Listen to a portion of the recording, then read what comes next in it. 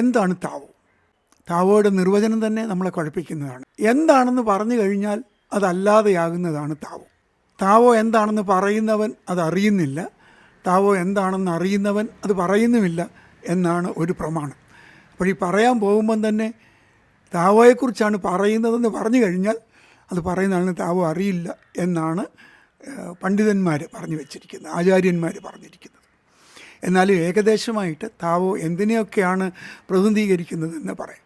ക്രിസ്തുവിന് മുൻപ് 6-ാം നൂറ്റാണ്ടിൽ ഇത് ആരംഭിക്കുന്ന സമയത്ത് ഇതൊരു ഏകദേശമായി മതം പോലെ ആയിരുന്നതാണ്. എന്നാൽ ഇന്നിപ്പോൾ അതൊരു ജീവിത ശൈലി ആയിട്ടാണ് ഇരിക്കുന്നത്. ഇത് ഉത്ഭവിച്ച ചൈനയിലോ ഇത് പരിശീലിക്കുന്ന ജപ്പാനിലോ മംഗോളിയയിലോ ദക്ഷിണ കൊറിയയിലോ എങ്ങും ഇതൊരു മതത്തിൻ്റെ രൂപത്തിലല്ല.